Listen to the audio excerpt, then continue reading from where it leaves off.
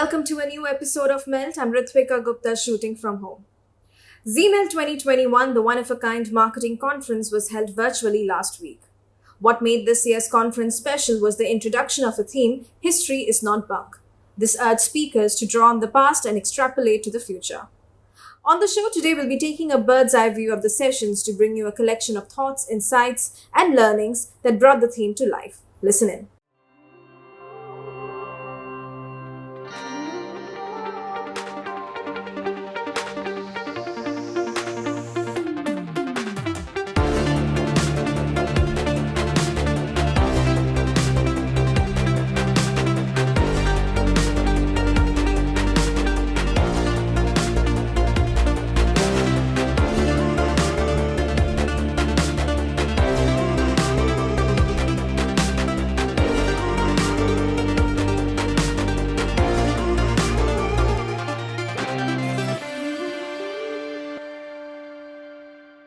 When I was young, my predecessors and those who worked with them and their predecessors, they were the source of our learning.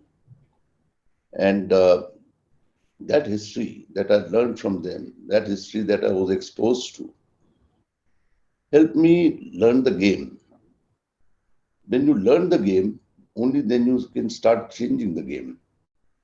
But the knowledge of the game is history. And if you do not start from there, you don't know what business I'm in.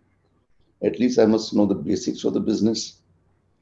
Then as you grow, you say, okay, maybe I can do one tweak here and do it better.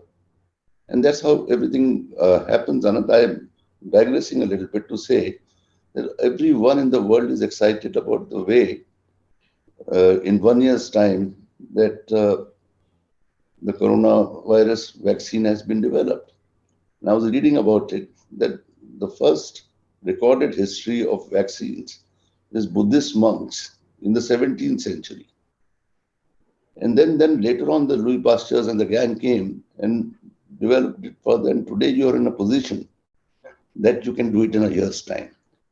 So if that history was not there, that learning would not have been there, the discovery that evolved, and today we are reaping benefits of it.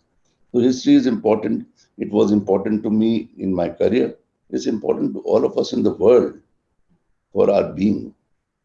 That's how important history is. As I was asked to talk about the history of our business, there's a person that I have looked to over my career, and it's a gentleman named Howard Lutgossage. I think it's interesting if you see he passed away in 1969, which means he really didn't exist in advertising when film was a dominant media. So he was having to build brands and activate business without that media.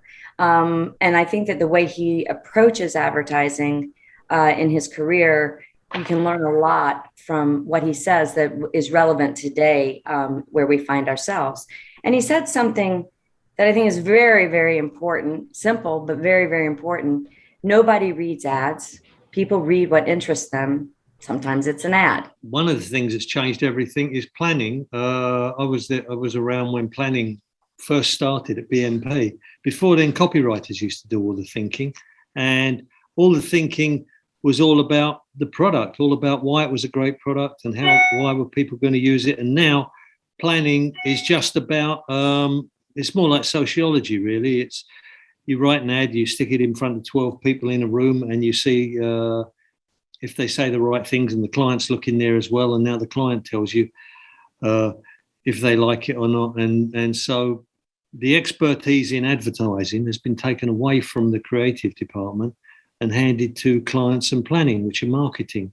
And marketing isn't advertising. Marketing is about selling. Advertising is the voice of marketing. You must not fool yourself, and you are the easiest person to fool. Richard Feynman, one of the most brilliant minds of the 20th century, said that. Feynman was a math and physics genius who won the Nobel Prize, but he was always worried that he would fool himself into thinking he understood things that he didn't really understand. I think Feynman's first rule is particularly relevant to us in the advertising and marketing industry. I think we're fooling ourselves. I think we believe we know things that we don't really know. The theme of this conference, History is Not Bunk, is particularly relevant to this in this regard, because the advertising and marketing industry respects no history. We observe no principles. We have no connective tissue. Every generation tosses out what was learned before and declares it dead. Marketing is dead. Television is dead. Advertising is dead. Every generation invents its own dreadful jargon that for a brief time passes for wisdom. In most disciplines, there are unifying principles. Some examples: physics has the law of conservation of energy. Biology has natural selection. Economics has supply and demand. These are fundamental to the nature of the discipline. In advertising, what are the unifying fundamental principles that we all accept? If there are any, I don't know what they are. A field of endeavor without principles is not a discipline. It's a free-for-all. Marketing and advertising started to become a major industry in America in the 1920s. By the 1940s, it was a major force in places like India. But the problem was advertising and marketing back then meant creating remarkable promises. But as the competition heated up, these remarkable promises became more and more remarkable until maybe they were lies. And the consumer said, you have to stop lying. And that's where we started to get regulation. In America, it was like in the 1930s. In India, the 60s and the 70s, there was a lot of new regulation saying you can't lie to consumers. So when companies forgot about this emotional connection and the trust of consumers, they rebelled and the consumers won. The more you know about your past, the better you can predict the future. Primarily because, especially those of us who are gifted with managing established portfolios, legacy organizations, legacy brands, we find that, through the history of the brand, there's so much that's been tried, there's so much that's been explored. Quite often that's not being chronicled. And quite often, as a person comes in fresh into the organization managing that brand, irrespective of whichever level that they're in, they might feel that, their experiences, their challenges are their own, they're unique, and they think for new solutions without realizing that, in all likelihood, the brand would have gone through those problems in the past. And this notion that a lot has happened, and if you're able to bring forward those learnings, it actually helps us move much faster and get to a much clearer definition of the future and where we can steer the brand forward to, as against think theoretical and think textbook to find solutions. Quite often that becomes expensive, right? Because you don't know whether that's going to work or not. To make a brand historical and continue, you have to see that for what purpose that brand has been established. So today, any decision which we make, we have to first look at what was the purpose of this brand. It is similar like nations. India has history, and India is the brand. It is not in history. It's like any religion. Any religion which has been founded, established, had purpose that time, which it follows, not only followed it, they canvassed it, they promoted it, and also they protected it. Same is the brand. People who join in that brand, that history, they have to do the same thing. To answer your question on history, so we know the pattern, we know what works, what doesn't work, we know how Amul works. Amul may not be the largest budget. They're a very large company. It's a sizable budget, but just 1%. Again, the values and the philosophy of saying that we will not spend farmers' money, we will be controlled on what we spend. So you have to be picky and choosy.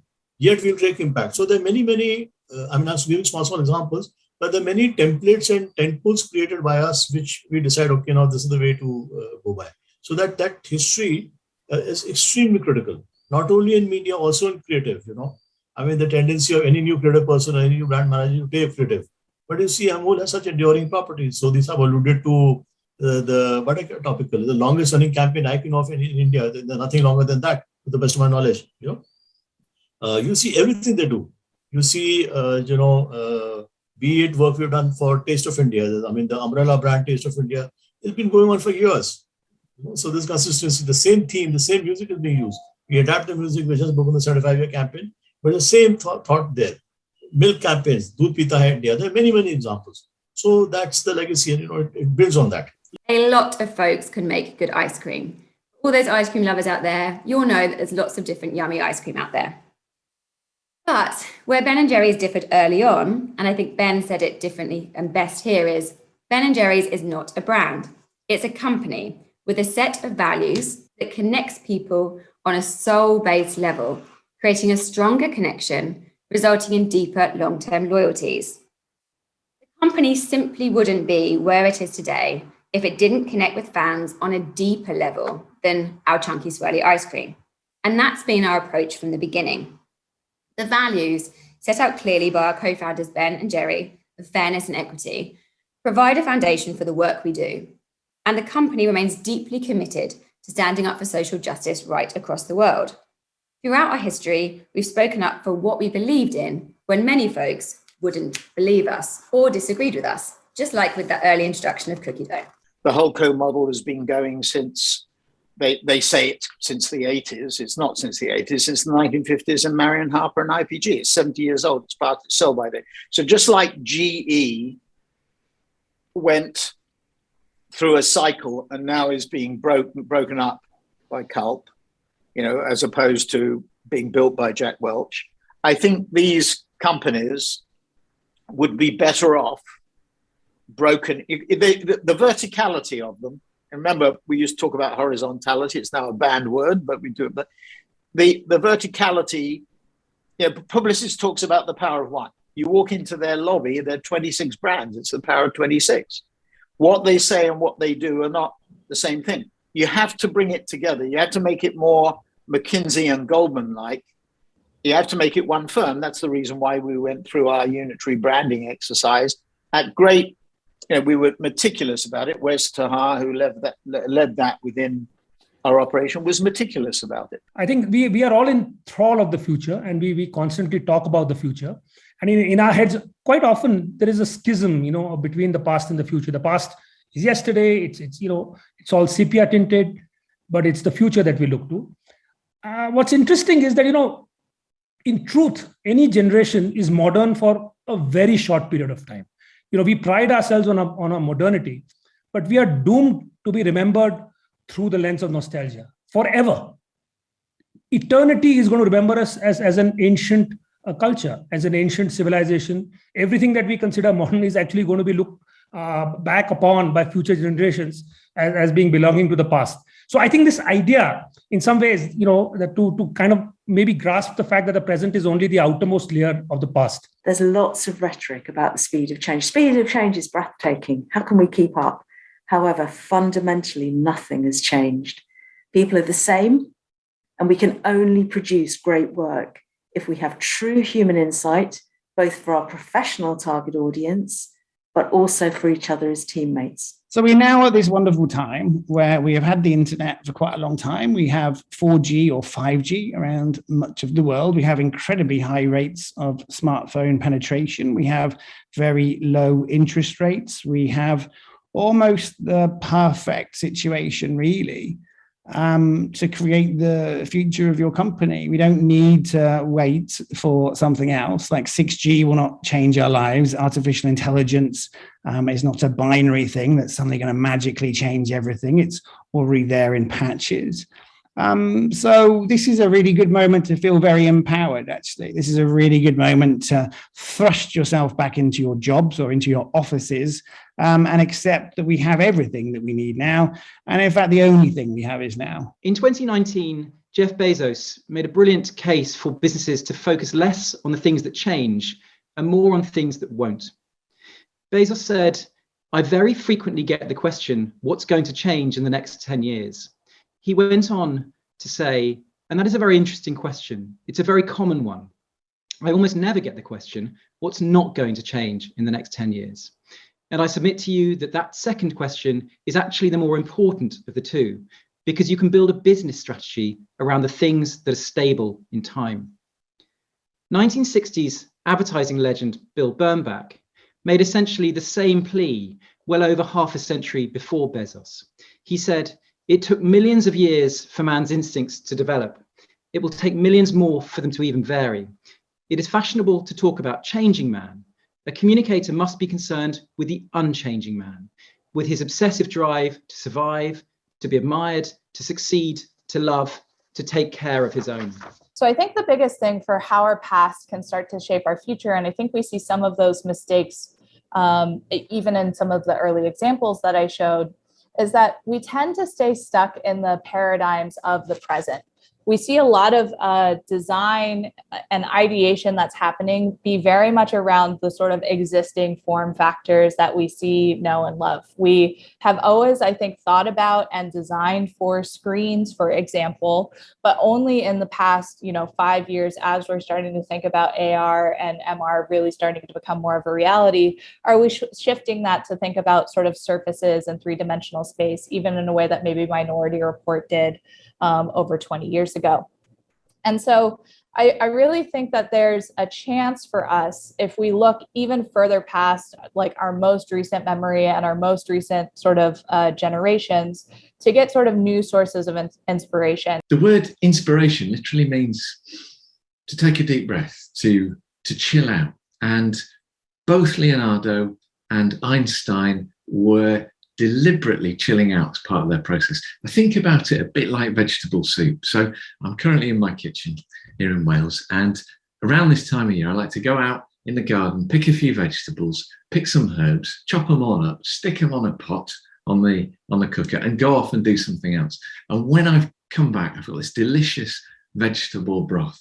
And I think so it is with ideas. One must fill one's head with the problem, absorb the brief, if there is one, and then go away and do something else. And then you will have access to this incredible power of spontaneous thinking. It's why the best ideas sometimes come to us when we're in the shower or we're going for a walk. Obviously, the television medium dictated that content be created in a particular manner to be consumed in a particular manner. The streaming business allows us to, be more experimental, to create a different kind of content service. TV was very geography and language sort of, imprisoned by geography and language. So you had a Hindi channel in a region which had all Hindi stuff, but a streaming service can exist globally, and it can carry all kinds of content, different genres in different languages, international and domestic, all resting on the same platform. So yes, I think in many ways it's new, especially in the way audiences are consuming this content and sort of responding to it. But in many ways, we are still telling the same stories and telling new stories and redistributing existing content in movies. So it's a mix of both, I guess. If you look at how content was, the dominant forms were TV and movies. And there's a common thing about the TV content and the movie content, which was that there is a fairly defined and a more homogeneous kind of audience that you had in mind when you designed that content.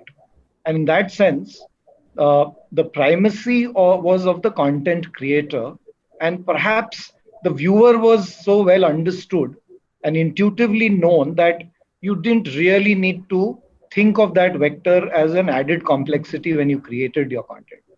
And that's where I think we as content creators must see this world as a new world, because the biggest shift that is required in this world would be that as content creators, we have to add this major variable in designing content, which is the primacy of the viewer in that. And I'm again hastening to add that it wasn't that the viewer's primacy wasn't there. It was just that it was simpler because the viewer was perhaps a bit more homogeneous given the platforms. Here, by design, it's the segment of one. In the last decade, I have come to realize the very important and critical role that PR can play, especially brand PR, in the overall marketing mix, and hold the view today that anybody who spends money on advertising but does not have an active brand PR strategy is letting go of an important opportunity at brand building, and that too at a very reasonable cost. Most companies understand the importance of corporate PR, but very few understand brand PR, and even fewer still use brand PR for the purpose of augmenting their brand connect with their consumers. Only brands and agencies think that the story you tell is the same audience as the story is about. Do you see? The story is about the muse, but it's told and broadcast to everyone. And here's the thing. We have so badly lost it with the power of paid media. We've forgotten that storytelling can earn us media. You know, nobody found out about Game of Thrones because they saw an advert for Game of Thrones. They found out because everybody was like, you got to watch this. And we live now in this ultimately fractured environment. You can't buy enough eyeballs to cut through. It's just not possible. You have to start with advertising and then advertising. So as I said, find that community, advertise with them, build a story together. Then that story has to be powerful enough with enough insights that you can broadcast it, and that becomes your advertising. But don't get confused between the two audiences. And here's the thing, if you just try and broadcast, it's really hard, because then you're getting out the paid media, you're trying to win, you're trying to tell a story that's basically cooked up in the boardroom. It's never going to work, right? And these guys are going to ensure it. And just to remind you that storytelling is so powerful, things that shifted attitudes towards the biggest things in our lives came from stories. They came from entertainment. And our entertainment really drives culture. And we've forgotten that. We've forgotten that 35% drop in revenues at SeaWorld was caused by a movie called Blackfish, or that people stopped hunting because of Bambi, right? This is where we have an insane amount of power to change people's minds. And we've forgotten about this power. We're ignoring it. And Madison Avenue and then the advertising industry really needs to learn from Silicon Valley about network effects, but also from Hollywood about the power of stories and how you take an insight that seems niche and you scale it so that it's relevant to everyone. In the last several decades, as the rise of CG content become more and more compelling, more and more photoreal, we're seeing more of the film, percentage of the film being shot on a green screen, which, by the way, filmmakers were not necessarily excited to do at first. They wanted to continue to shoot on site. They didn't necessarily embrace blacking out part of their picture to be done in post. For this reason, I feel like tying back to ICVFX, that it makes sense as more of our world gets created in CG, that we bring that CG world to the point when all the filmmakers are making their story together. Today, we have this situation of less and less things being filmed and more things being done in post-production as a separate phase. ICVFX is one of the ways we're trying to bring all of that together. This, to me, when we take a step back, will be a natural evolution in how we tell stories as well. But at this junction, we're still at a nascent technology. We have lots and lots of technology complexities. It will be a little bit of struggle for filmmakers to get used to all these tools until we get to a point of maturity and it's smooth sailing. And that was just a small collection of speakers and sessions from ZeeMELT 2021. Over 2 days, the virtual conference hosted over 40 sessions that brought together the best of disruptive marketing practices, be it from advertising, digital, media, or technology. All the sessions are available as video-on-demand replays. You can log on to ZeeMELT.com to get access. And with that, it's a wrap on this episode of Melt. You can follow us on social media. Our handle is Ready to Melt. And stay updated with all that's happening in the world of advertising and marketing with our daily Melt update on our website, readytomelt.com. I shall see you next week, same time, same place. Goodbye.